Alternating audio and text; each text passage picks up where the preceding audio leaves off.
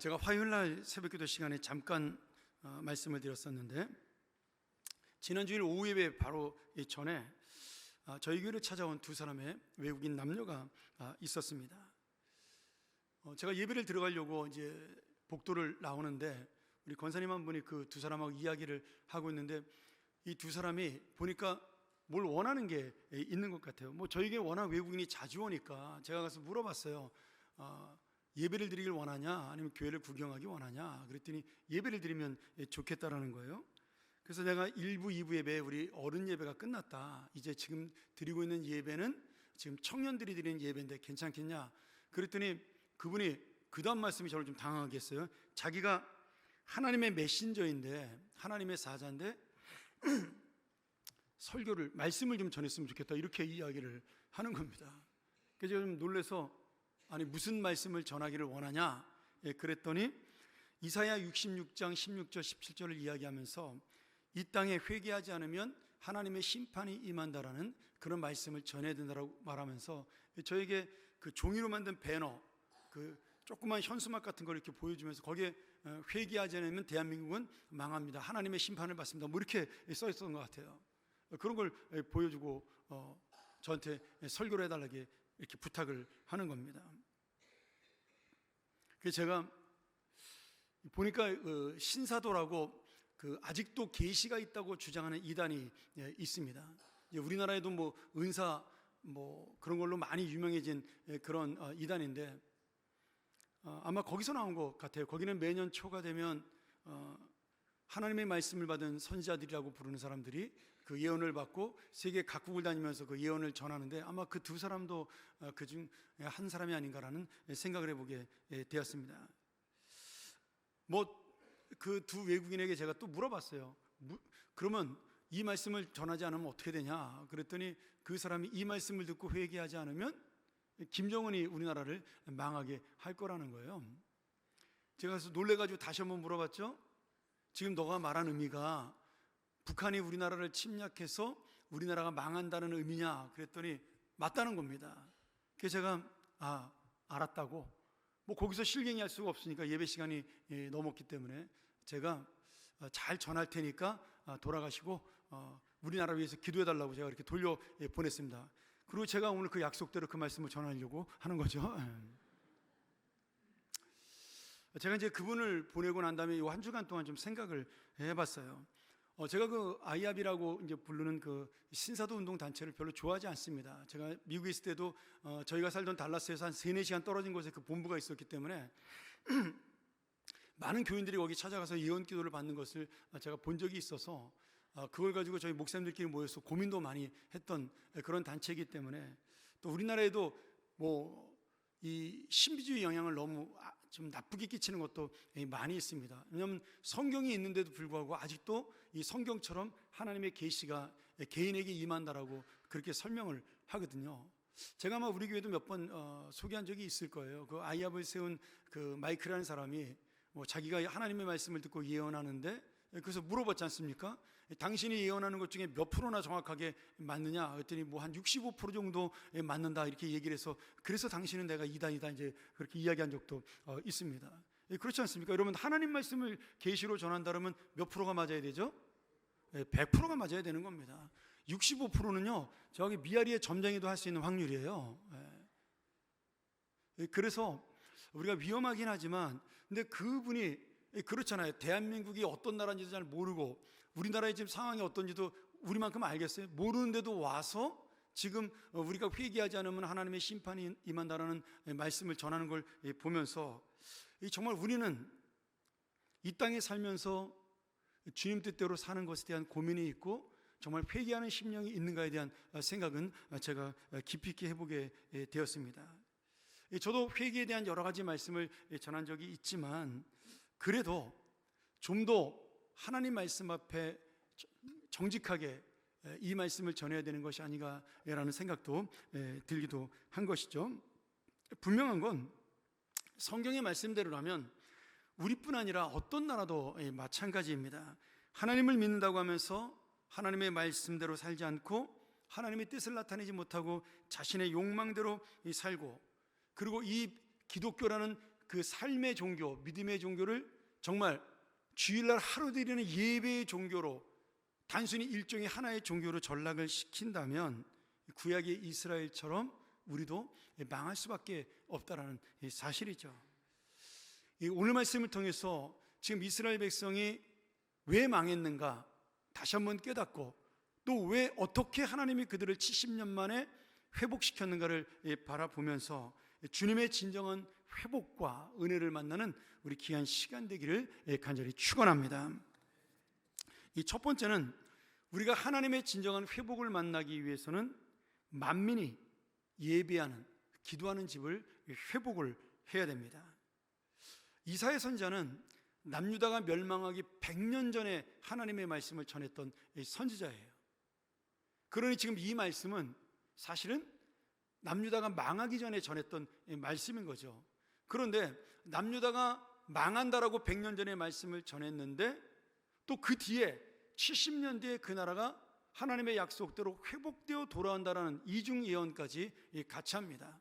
그러면서 마지막에는 예수 그리스도가 이 땅에 진정한 만왕의 왕으로 오셔서 하나님 나라를 세우고 이 땅의 모든 민족, 그 민족들을 심판하시고 하나님의 공의를 세운다라고 삼중 예언까지 하게 됩니다.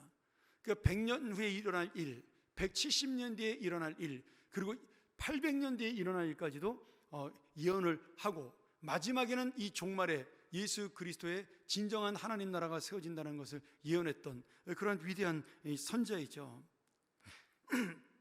오늘 우리가 읽은 말씀도 그 예언 중에 하나인 것입니다. 이스라엘이 비록 100년 뒤에 바벨론 나라에 의해서 멸망을 당하지만 하나님이 고레스라는 왕을, 지금 고레스 왕이 태어나지도 않았는데 이사야는 정확하게 고레스 왕이라고 이름을 부릅니다. 그 고레스라는 왕이 올라서 이스라엘을 해방시킬 것이다, 이런 예언을 하면서 그 이스라엘 백성들이 너희들이 지금이라도 빨리 하나님 앞에 회개하고 돌아오라고 그렇게 외치는 말씀입니다. 남유다가 바벨론에게 멸망을 당합니다. 그런데 남유다를 멸망시켰던 강대국 바벨론도 얼마 지나지 않아서 페르시아에게 다시 하룻밤 사이에 멸망을 하게 됩니다. 그리고 그 페르시아 왕 중에 고레스가 이 예언대로 왕이 되어서 뭐라고 이야기하냐면, 하나님이 나를 왕위로 세웠다, 그리고 너희에게 전한 하나님의 약속을 내가 지키기 위해 너희에게 고국으로 돌아갈 수 있는 칙령을 발표한다. 그러면서 이스라엘 백성에게 70년 만에 포로에서 고국 땅 예루살렘으로 돌아갈 수 있도록 모든 이스라엘 백성들에게 자유를 허락하게 된 것입니다. 오늘 여러분, 이 말씀이 왜 중요하냐 하면, 하나님의 말씀은 절대로 변하지 않는 영원한 진리입니다. 반드시 이루어질 놀라운 약속이죠. 그런데 이 말씀이 지금 단순히 2800년 전에 이사야에 의해서 전해진 말씀으로 끝나지 아니하고, 또는 2000년 전에 예수 그리스도가 오심으로 이루어진 그런 구원의 역사로 끝나지 아니하고, 오늘 이 나라와 이 민족, 그리고 우리 교회와 우리 개인의 삶 가운데서 이루어질 하나님의 약속임을 믿기에 이 말씀은 너무나 소중하다라고 저는 믿습니다. 오늘 여러분, 비록 유다 백성들이 지도자와 왕과 제사장과 그리고 모든 백성이 같이 저지른 죄와 불순종으로 하나님의 심판을 받게 됩니다. 그런데 이 하나님의 심판을 가장 구체적으로 외친 선지자가 그 멸망을 바라보며 말씀을 전했던 예레미야 선지자예요. 예레미야 선지자는 비록 살아생전에는 그 말씀이 이스라엘 백성들에게 귀담아 듣는 말씀이 아니었어요. 오히려 나라의 반역자라고, 어떻게 나라가 망한다라고 그렇게 외치냐, 그러면서 백성들에게 미움을 받았고, 귀족과 왕에게는 감옥에 갇히고 구덩이에 갇혀서 여러 번 죽을 뻔한 위기를 겪기도 했던 눈물의 선지자였습니다. 근데 이 예레미야의 말씀이 그냥 땅에 떨어진 것이 아니라, 예레미야의 말씀을 도왔던 바룩이라는 그 서기가 예레미야의 말씀을 그대로 그 기록을 남겨서 포로로 잡혀간 이스라엘 백성들에게 넘겨줬습니다. 그리고 70년 동안 이스라엘 백성들이 이사야와 이 예레미야의 말씀을 읽으면서, 하나님께서 그래서 우리를 망하겠구나, 이 사실을 믿음으로 깨닫게 됩니다. 오늘 여러분, 이 말씀이 중요한 이유는요, 이스라엘 백성이 70년 만에 하나님 앞에 그 약속대로 돌아와 나라를 다시 세우고 예루살렘 성전을 재건하고, 그리고 이스라엘 백성이 다시 세워진다, 눈에 보이는 모든 것들이 이제 새롭게 세워진다, 거기에 핵심이 있지 않습니다. 그것은 하나님이 은혜 있게 우리를 인도하시면 언제든지 일어날 수 있는 역사예요. 그런데 중요한 건 그것을 얻기 위해서 우리가 먼저 선행돼야 될 믿음의 조건이 있다라는 것이죠. 지금 눈에 보이는 어떤 자유, 눈에 보이는 그 나라의 회복과 재건, 성전의 그 다시 세워짐이 여러분 중요한 것이 아니라는 거예요. 그 전에 더 놀라운, 더 우선적인 회복이 이스라엘에게 필요하다라는 거죠. 그 말씀이 바로 우리가 읽었던 이사야 56장 7절의 상반절의 말씀입니다. 내가 곧 그들을 나의 성산으로 인도하여 기도하는 내 집에서 그들을 기쁘게 할 것이며 그들의 번제와 희생을 나의 제단에서 기꺼이 받게 되리니. 지금 이스라엘 백성들이 돌아와서 하나님 앞에 기도하는 그 자리, 그 기도를 하나님이 들으시고 우리들의 마음, 이스라엘 백성들의 마음을 기쁘게 주신다라는 거예요. 또한 그들이 드린 예배를 하나님께서 받으시고 그들의 마음에 하나님의 영광을 내려주셔서 정말 이스라엘 백성들의 그 예배가 상달이 된다, 이렇게 약속을 하고 있습니다. 그래서 오늘 이 읽은 말씀 하나만 보면 이스라엘의 회복 중에 있어 가장 중요한 것은 지금 성벽이 재건되고 성전이 다시 세워지는 그런 눈에 보이는 회복이 아니라 예배와 기도, 하나님과의 관계를 다시 세우는 영적인 회복인 예배와 기도가 가장 우선적이고 중요하다는 사실을 말씀하고 있는 것이죠. 오늘 이렇게 이사야 선지자가 그 자신의 나라 고국의 멸망을 선포하면서도 왜 예배와 회복을 강조하냐? 그것이 바로 믿음, 신앙의 본질이고 하나님의 은혜를 얻기 위한 가장 우선적인 은혜이기 때문에 그렇습니다. 이스라엘이 망한 본질적인 이유가 겉으로 드러난 것은 어떻게 보여요? 나라가 국력이 약해서 강대국이 망한 거잖아요. 경제력이 약해져 가지고 식민지로 종속이 된 거잖아요. 겉으로 볼 때는 그렇습니다. 강대국이라는 아수르가 일어나 북이스라엘을 멸망시키고 더 큰 강대국인 바벨론이 일어나 남유다를 멸망시키면서 그 중동을 정복했기 때문에 그렇게 이 이스라엘과 남유다는 힘없이 멸망할 수밖에 없었다. 역사적인 이 기록은 그렇게 되어 있습니다. 그런데 성경에서는 그렇게 말하지 않는 거죠. 왜냐하면 이스라엘이 망한 이유는 그들이 국력이 약해 전쟁에 졌기 때문이 아니라 진정한 왕이신 하나님을 배신하고 우상을 섬기며 하나님의 말씀을 불순종하는 죄 때문에 망하게 되었다, 이렇게 설명을 해요. 다만 바벨론이든 아수르든 강대국은 하나님이 심판하는 도구로 사용하신 것에 불과하다, 이렇게 설명을 하고 있습니다. 이스라엘 백성이 하나님 앞에 어떤 범죄를 했죠? 그들이 자신의 욕심을 채우기 위해서 우상을 섬기게 됩니다. 가나안 땅에 들어와 농사를 짓기 시작을 하니까 하나님께서는 광야를 인도하던 목축의 신이라고 생각을 한 거예요. 그래서 자신들에게 더 많은 곡식과 풍요로운 그 재물을 줄 그 우상을 섬기게 되었는데 그것이 바알과 아세라죠. 여러분, 결국 이 우상 숭배하는 죄가 어떻게 나아가죠? 하나님의 예배를 무너뜨리는 대로 나아갑니다. 하나님께 기도하는 자가 점점 사라지는 대로 나아가요. 하나님의 은혜를 구하고 하나님의 은혜 앞에 엎드리는 자들이 사라지는 그런 나라가 된 것입니다. 이게 망하게 된 결정적인 원인이에요. 아무리 이스라엘이 국력이 약해도 하나님이 도우시면, 우리 역사에 배웠잖아요. 그 무서운 아수르의 군대 18만 5천 명 하룻밤 사이에 하나님이 몰살시켜 버립니다. 그런 하나님의 능력인데 국력이 약해서 망한 것이 아니라는 거죠. 어떻게 이스라엘 백성의 욕심 때문에 예배가 무너집니까? 그들이 우상을 섬기기 시작하면서 하나님께 예배 드리는 것이 시간이 아깝고 재물이 아깝기 시작을 했어요. 그 당시 예배라는 것은 제사니까 이스라엘 백성이 제사를 드리기 위해서는 반드시 뭘 갖고 와야 돼요? 형편이 좋은 사람은 소와 양을 갖고 와야 되고, 형편이 어려운 사람은 비둘기하고 곡식을 갖고 오면 됩니다.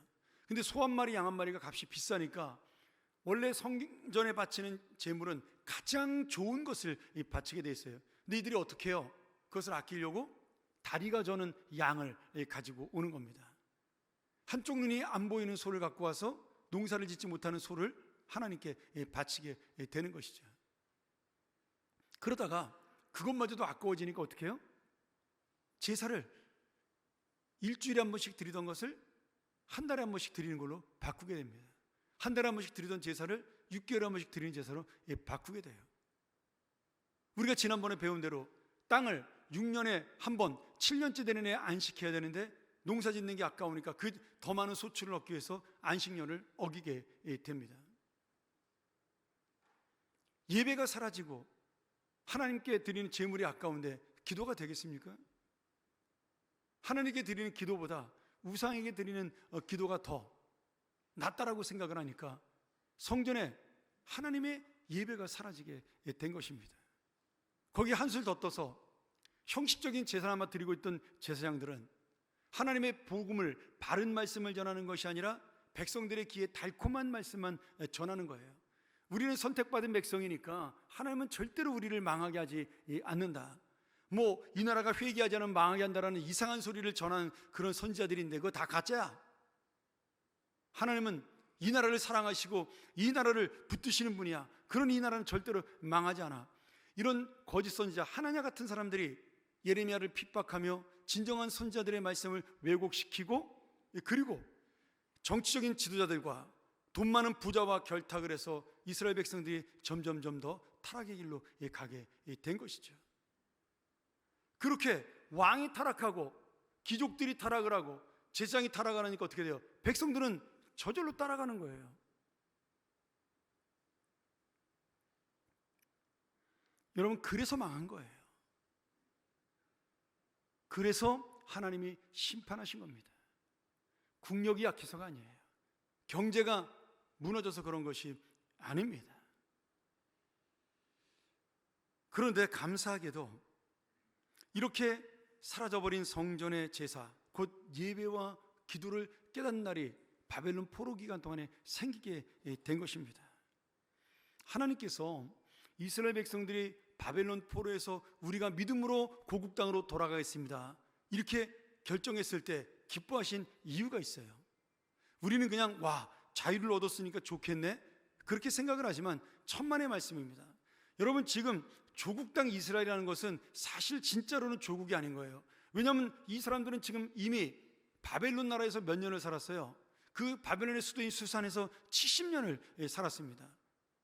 노예로 살다가 나중에는 그들이 그 바벨론 백성처럼 좀 자유도 얻고, 비록 뭐 귀족까지는 못 올라갔겠지만 먹고 살만하게 되었고, 지금 우리가 이민 가서 예전에 고생했던 분들이 다 괜찮게 사는 것처럼 그렇게 자리를 잡고 정착을 하게 된 것이에요. 몇 년을요? 70년을. 그러면 처음에 포로로 잡혔던 사람 중에 얼마나 지금 생존해 있을까요? 거의 아마 없었을 것입니다. 뭐 한 8, 90대신 분들이 10살 때 와서, 20살 때 와서, 아니면 갓난아기 때 와서 자라서 이제 할아버지가 돼서 돌아가는 것이겠죠. 그런데 그들이 이 포로 생활 동안 예레미야의 말씀을 읽으면서 깨닫게 돼요. 야, 우리나라가 망한 게, 우리는 처음에 나라가 약해서 망한 줄 알았더니 아니구나. 우리가 신앙으로 살지 못해서 망했고, 우리 조상들이 하나님을 의지하지 않는 죄를 저질러서 우리가 망했구나. 이러면 안 되겠다. 우리는 주님 앞으로, 주님의 말씀으로, 주님의 은혜 앞으로 돌아가자.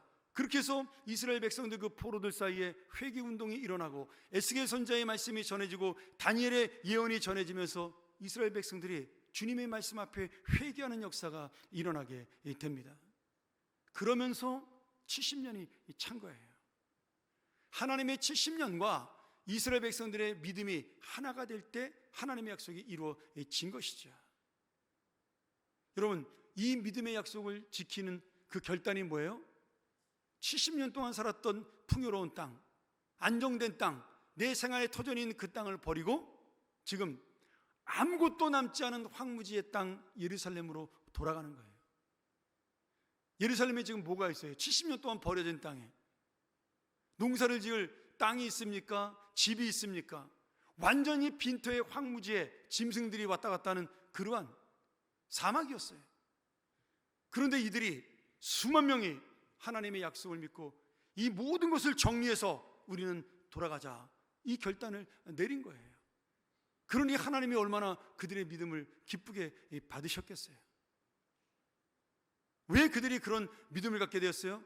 이 나라가 국력 때문에 망한 것이 아니라, 이 나라가 경제 때문에 망한 것이 아니라, 이 나라가 하나님의 복음이 없어, 말씀이 없어, 예배가 없어, 기도가 없어, 믿음이 없어 망했기에 다시 하나님께서 이 믿음을 회복하면 세워주실 것을 그 마음에 확신했기 때문에 그 빈 황무지로 돌아갈 수가 있었던 거예요. 여러분, 자기만 돌아가는 겁니까? 아니잖아요. 돌아가는 많은 사람들이 다 자손이 있고 아내가 있고 가족이 있습니다. 나는 믿음으로 돌아가는데 우리의 자손들은, 우리의 가족은 뭔 죄로 가서 그 황무지에 가서 고생해야 돼요.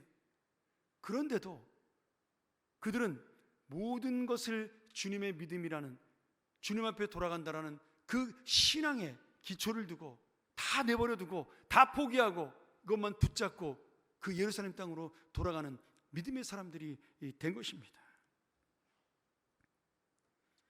그들이 가장 먼저 회복한 게 뭐예요? 하나님 앞에 아무것도 없지만 예배를 드렸어요. 그들이 이 황무지의 땅에서 기도하며 하나님의 은혜와 자비를 구했습니다.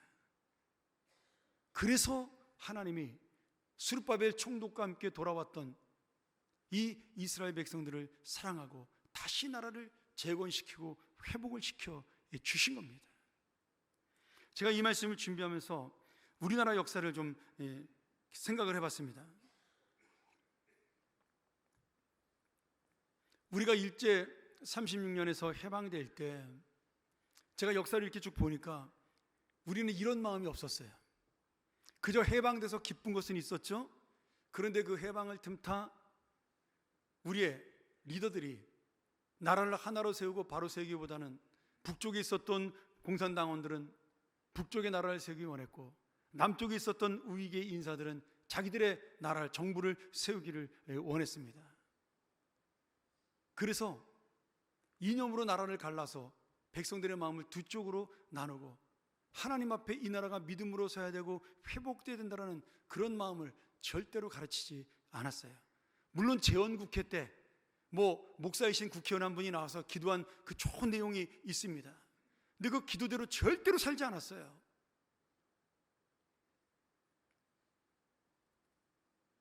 만약에 우리나라가 해방을 맞이했을 때 이스라엘 백성처럼 거룩한 영적 회방과 자유, 하나님에 대한 진리를 세우는 나라로 세우기를 기도하고 그것을 향해 우리 모든 종교 지도자들이, 교회가 애를 썼다면 여러분, 우리나라는 지금 조금 더 다른 나라가 되어 있지 않을까, 조금 더 다른 교회가 되지 않았을까, 저는 그런 생각을 해보게 되었습니다.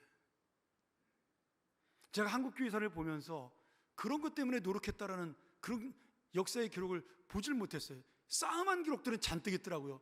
신사참배를 했느냐 안 했느냐, 나는 거룩한데 너는 왜 감옥 가서 고생했는데 너는 뭐 했냐, 그런 분열과 싸움의 역사는 잔뜩 기록이 되어 있지만 우리 교회도 그 역사의 현장 가운데 있는 교회 중에 하나입니다.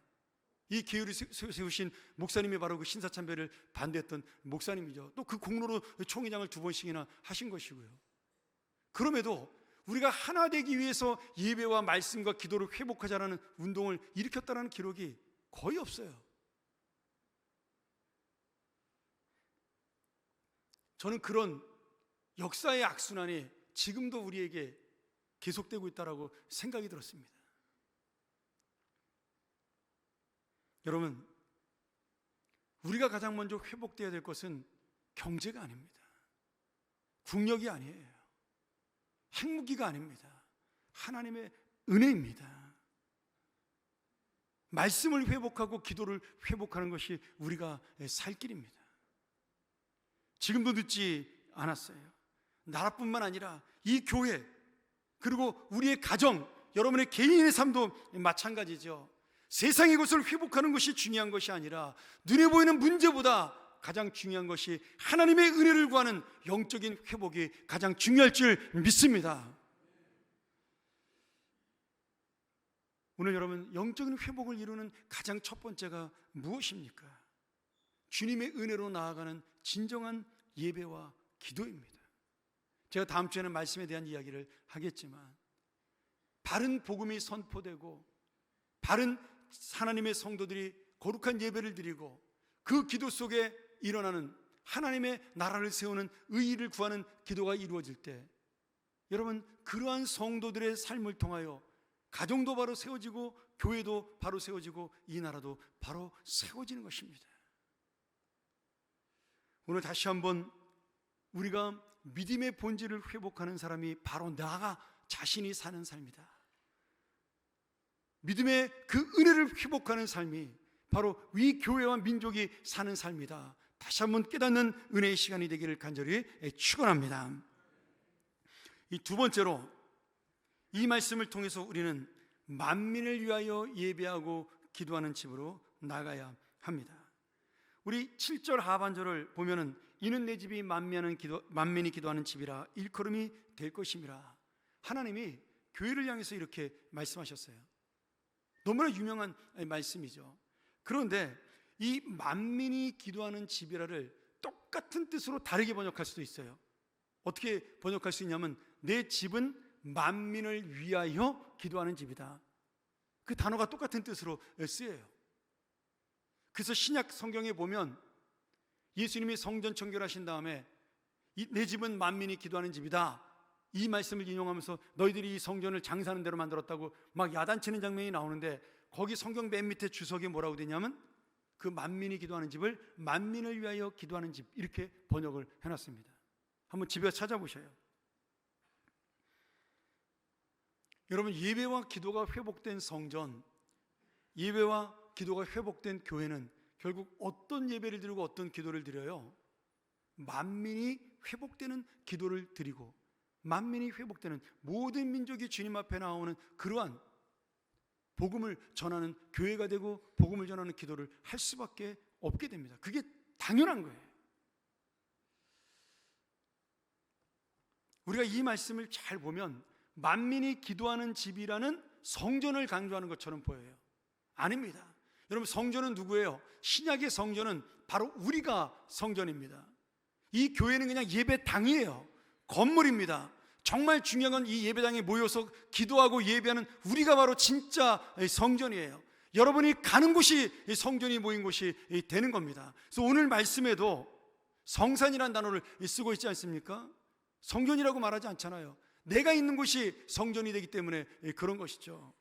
그러니 지금 이 말씀도 예배당 성전을 강조하는 것이 아니라 이 성전이 해야 될 사역, 이 집은, 성전의 목적은 바로 만민을 위하여 기도하는 장소다.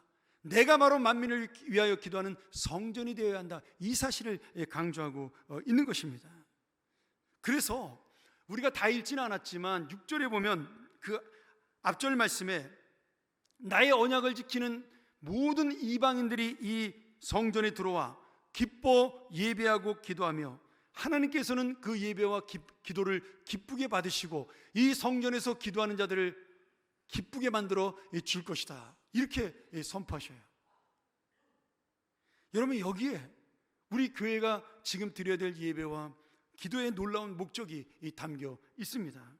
이 말씀은 단순히 선교해라, 전도해라, 그런 의미가 아니에요. 훨씬 더 넓은 의미를 가지고 이 말씀을 주고 있는 겁니다. 선교와 전도는 당연한 거죠. 그 정도가 아니라 하나님께서는 지금 회복된 이스라엘만 하나님께 예배하고 기도하는 것이 아니라, 이스라엘 사람들은 그렇게 착각을 했죠.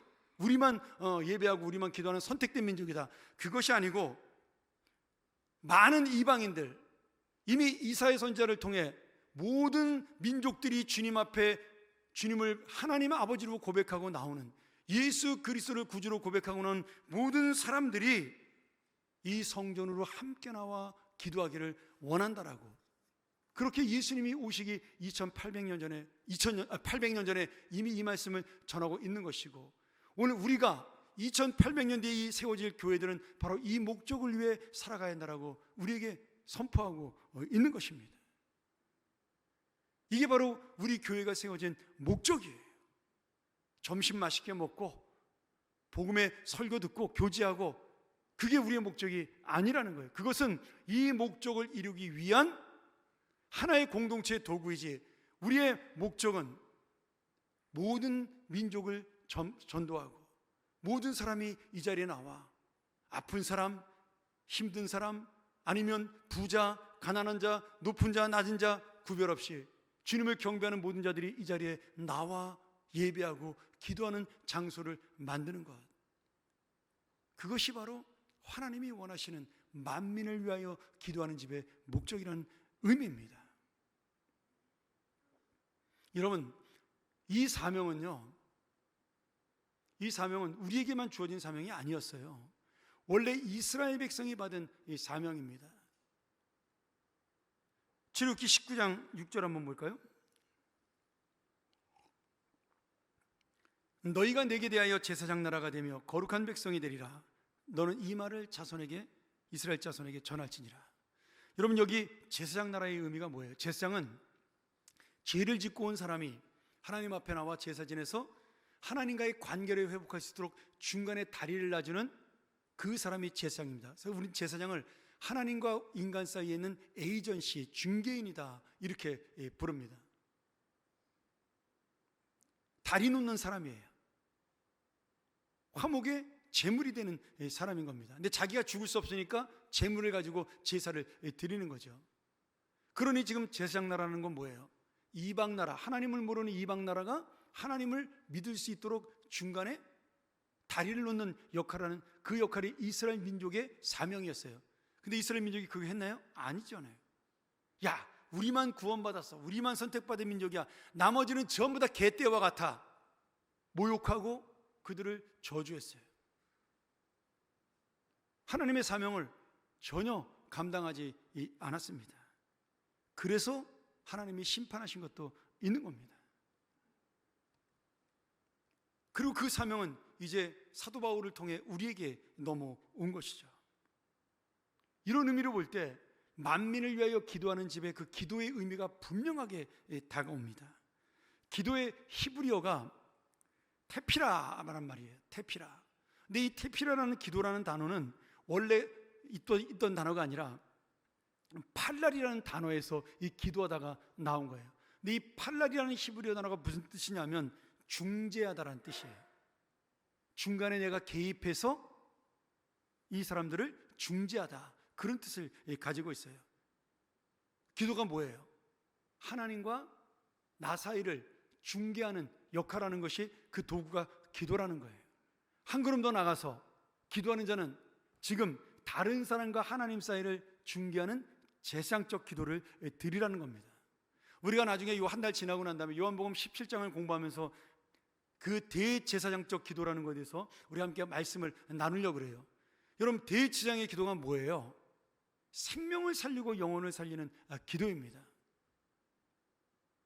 그 수많은 백성들이 하나님 앞에 죄를 짓고 나올 때 그들을 향해 자신의 몸을 주신 예수 그리스도처럼 하나님 앞에 바른 제사를 드림으로, 이제는 예수님이 그렇게 제물이 됨으로 우리가 제사 지낼 필요가 없어졌지만, 그 대제사장은 그런 의미로 모든 백성의 죄를 사해주는 하나님과 백성 사이의 중개자의 역할을 하는 거예요. 여러분, 내가 기도를 하는 것은요, 나의 소원을 아뢰는 것도 있고 기도의 종류가 많이 있어요. 그러나 그 기도 중에서 가장 중요하고 가장 위대한 기도는 하나님과 이웃 사이를 중개하는 제사장적 기도입니다. 우리 장로님들이 하는 대표 기도가 바로 그 제사장적 기도예요. 그 내용이 예배를 위해서, 여러분을 위해서, 하나님의 영광을 위하여, 그 다음에 성도의 삶을 위해 드리는 기도잖아요. 그러니까 사실 우리가 개인의 기도라는 것도 중요하지만 이 제사장적 기도를 드림으로 인해서 우리의 사명을 감당하는 것도 중요한 것입니다. 그런데 하나님은 그 제사장 사명을 감당하는 자에게 복을 주신다라고 약속하셨어요. 그러니 여러분, 그 제사장의 기도를 드리는 자마다 여러분이 드린 기도보다 더 큰 복이 나에게 임하는 것입니다. 그게 아브라함이 받았던 복의 근원이에요. 여러분, 아브라함은 복의 통로라고 하나님이 말씀하지 않았어요. 뭐라고 말씀하셨어요? 네가 복이야, 이렇게 말씀하셨어요. 아브라함 자체가 복이라고 말씀하셨어요. 왜요? 아브라함이 간 곳마다 그들 향하여 기도하니까 아브라함 자체가 복이 된 것이에요. 오늘 이제 그 사명을 우리가 받은 겁니다. 그 복을 우리가 받은 거예요. 내가 복이에요. 내가 가서 기도해 주는 것마다 하나님의 복이 임하고, 그 복을 받지 못하는 어리석고 죄악된 민족이 있으면 그 복은 나에게로 다시 돌아오는 겁니다. 여러분들이 타인을 위해서, 형제를 위해서, 자매를 위해서 기도를 많이 하면 할수록 그 기도의 복은 나에게로 다시 돌아오는 것이 우리의 사명이에요. 사랑하는 여러분, 이스라엘 사람들은 지금도 인정하지 않지만 이 말씀 이후에 이스라엘과 이방인의 구별은 사라졌어요. 이제는 어떤 사람들이 남아요? 하나님의 언약을 믿고 순종하는 자와 불순종하는 자. 조금 더 확대하면 이제 한국교회에서는 교회에 나오는 자와 나오지 않는 자가 아니에요. 정말 진정한 그리스도인의 이 말씀대로 본다면 하나님의 말씀에 순종하는 자와 불순종하는 자, 참된 예배를 드리는 자와 드리지 않는 자, 기도하는 자와 기도하지 않는 자, 주님의 사명을 따라 사는 자와 자기의 욕심대로 사는 자, 이것이 바로 하나님이 사람을 구별하는 방법이 된 것입니다. 자기 백성을 구별하는 은혜가 된 것이에요. 오늘 우리는 어떤 교회로 살아갈까요? 어떤 성전으로 살아가세요? 교회를 다니고 예배를 드리고 그리고 배웠으니까 습관적으로 기도하는 그런 하나님의 자녀입니까? 아니에요. 여기에 우리의 생명을 걸어야 진정한 은혜가 있는 것입니다. 내가 분명히 세상의 죄악과 싸우고 이겨야 되지만 또한 이 거룩함을 가지고 우리 안에 만민을 위하여 기도하고 예배하는 사명을 알고 이 세상, 죄악된 세상을 향한 긍휼의 마음을 가지고 살아야 오늘 하나님의 복이 우리에게 임하는 것입니다. 할렐루야. 여러분, 복 받기 원하면 다른 사람을 위해서 기도 많이 하세요. 하나님의 교회 공동체를 위해서 기도 많이 하세요. 그러면 주님이 주시는 복은 저절로 따라오는 것입니다. 말씀을 정리하죠.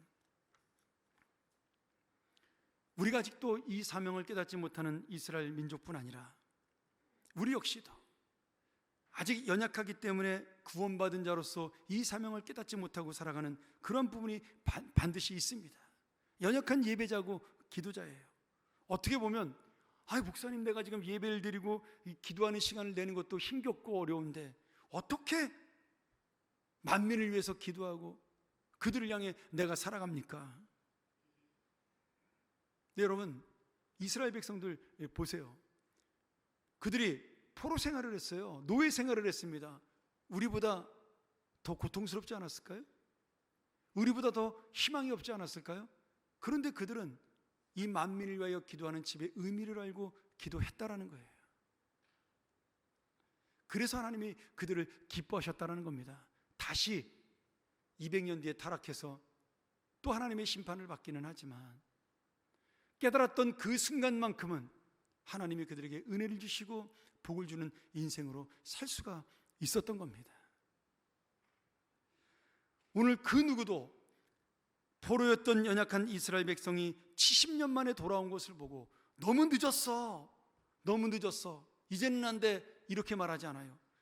드디어 때가 되면 하나님의 약속이 이루어졌다라고 그렇게 고백하고 선포합니다. 여러분, 우리도 늦지 않았어요. 여전히 우리에게는 하나님의 약속이 이루어지고 있습니다. 하나님의 약속은 여전히 유효합니다. 우리가 비록 세상을 이기는 예배자요 기도자, 그러나 세상을 긍휼히 여기는 예배자요 기도자로 아직은 완전히 나아가지 못했다 할지라도 아직도 주님은 우리와 함께 일하기를 원하세요. 하나님의 동역자로 함께 세워지기를 원하십니다. 그래서 우리가 드리는 예배는 우리가 드리는 기도는 이렇게 우리와 함께 사명을 이루기 원하시는, 동역하기를 간절히 소망하시는 주님의 소원이에요. 놀라운 은혜의 시간입니다. 올 한 해 여러분, 이 예배를 소중히 여기는, 그리고 우리가 드리는 공적인 모든 기도의 시간들을 소중히 여기는 하나님의 자녀들이 되기를 축원합니다. 여러분, 놓치지 마세요. 나 혼자 기도하기 힘드니 금요일이라도 나오셔야 돼요. 나 혼자 예배 드리기 힘드니 교회 예배라도 빠지지 마셔야 되죠. 기본도 못하면서 어떻게 우리가 하나님의 사명자로 설 수 있겠습니까? 우리 특별히 이제는 우리 젊은 형제자매들 기억하세요. 여러분의 감정으로, 여러분의 개인의 상황으로, 여러분의 힘든 마음으로, 우리 지난주에 눈 왔다고 교인이 거의 한 7, 80명이 못 오셨는데, 여러분 그런 마음 버려야 여러분이 진정한 예배자로, 복을 받는 자로 설 수가 있습니다. 제가 좀 직설적으로 얘기해서 죄송하지만 젊은 시절에 이걸 깨닫지 못하면 감정으로 살아가는 이스라엘이 됩니다. 욕심으로 살아가는 망하는 이스라엘이 될 수밖에 없는 거예요. 내가 이 시간만큼은 죽어도 지키겠다, 이 시간만큼은 내가 하나님의 것으로 여기겠다라고 결단이 없으면 여러분 복받는 인생으로 절대 살 수가 없는 것입니다. 오늘 그러기에 여러분 이 말씀 꼭 기억하셔요.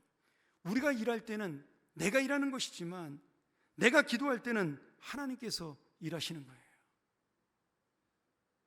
나 혼자 힘쓸 때는 내 것만 나타나지만 하나님과 함께일 때는, 하나님께 기도할 때는 하나님의 역사가 나타나는 것입니다. 오늘 우리 교회가 올 한 해 이런 교회가 되기를 소원합니다. 제가 좋아하는 그 월리 크리스웰 목사님이라고 있습니다. 미국에 있는 제가 있던 달라스 베프티스트 유니버시티 그 학교를 세우신 분이기도 하고 크리스웰 신학교를 세우신 분이기도 한데, 그분이 기도에 대한 말씀으로 이런 말씀을 우리에게 남겨주셨어요. 가장 잘 무릎 꿇는 성도가 가장 훌륭히 서는 성도다. 가장 연약한 것처럼 무릎을 꿇는 성도가 가장 강하게 서는 성도다. 가장 오래 무릎 꿇는 성도가 가장 오래 서는 성도다. 여러분, 육신이 연약해서, 내 마음이 힘들어서, 내 상황이 불편하고 어려워서 아닙니다. 오늘 무릎 꿇음으로 인해서 가장 훌륭히 서는 자가 되고, 가장 강하게 서는 자가 되고, 가장 오래 서는 자가 되어 정말 하나님의 복을 누리는 예배자요 기도자로, 그리고 또한 우리에게 주신 이 표대로 정말 이 세상을 이기는 승리자가 되고, 그러나 이 세상에 정말 참된 기쁨을 모르는 그 연약한 자들을 불쌍히 여기는 긍휼한 인생이 되어 오늘도 하나님의 사명을 이뤄나가는 귀한 하나님의 자녀가 되기를 간절히 축원합니다. 우리 함께 이 시간 이 말씀 의지하며 기도하며 잠깐 나가길 원합니다. 여러분, 이 나라 이 민족 욕심을 가진 자의 뜻대로 되지 않습니다. 정적인 야망을 가진 자의 뜻대로 되지 않아요. 자기의 모략과 실수로 다스린 자의 뜻대로 되지 않습니다. 하나님은 이 나라를 세우십니다. 우리가 기도하기에, 우리가 주님 앞에 엎드리기에 이 나라는 하나님의 뜻대로 세워질 것을 믿습니다. 오직 우리는 기도할 뿐이죠. 사랑하는 여러분, 이 교회, 여러분 우리가 원하는 교회가 아닌 주님이 원하는 교회로 반드시 세워져야 됩니다. 하나님의 십자가의 복음이 바로 전해지고, 주님의 생명들이 살아나고, 예수를 모르는 자들이 하나님의 구원을 받고 참된 그 기쁨을 하는 그런 교회가 되기를 소원합니다. 우리 개인의 삶도 마찬가지예요. 남보다 많은 물질을 가졌기에, 남보다 높은 자리를 가지고 있기에 만족하고 살아가는 어리석은 인생이 아니라, 내가 하나님의 뜻대로 살기 때문에, 하나님의 은혜를 붙들고 살기 때문에 나는 진정한 승리자요 성공하는 인생이라고 고백하는 그런 인생이 오늘 하나님의 복을 받는 인생이 될 줄 믿고, 오늘 그런 나라와 그런 교회와 그러한 하나님의 사람이 되게 해달라고 우리 시간 간절하게 기도하시고, 우리의 자녀들이 바로 이 믿음으로 사는 자들이 되어 복을 받은 주님의 귀한 백성이 되게 해달라고 우리 시간 함께 기도하며 나아갑니다.